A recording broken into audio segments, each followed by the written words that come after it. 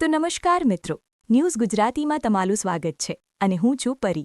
હવે આજના વિડીયોની અંદર ખૂબ જ મહત્વની અપડેટ બજેટને લઈને અને 2000 રૂપિયાના હપ્તા વધારાને લઈને।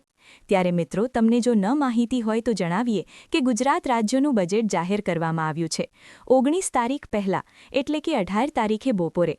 અને હવે આપણે આ વિડીયો લઈને આવેલા છીએ જેમાં બજેટ વિશે કમ્પ્લીટ માહિતી જે છે તે મિત્રો અમે અહીંયા લખીને આવેલા છીએ અને એના વિશે તમને વિસ્તારથી જે છે તે આજના આ વિડીયોની અંદર માહિતી આપવાના છીએ।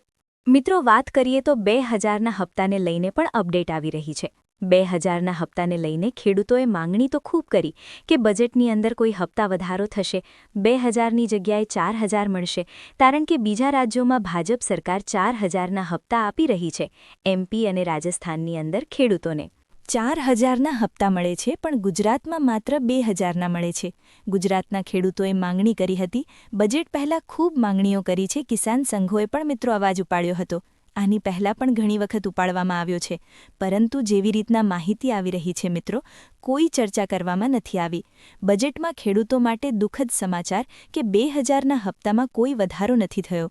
બાકી આજના વિડીયોની અંદર કમ્પ્લીટ બજેટ વિશે મેં માહિતી આપી।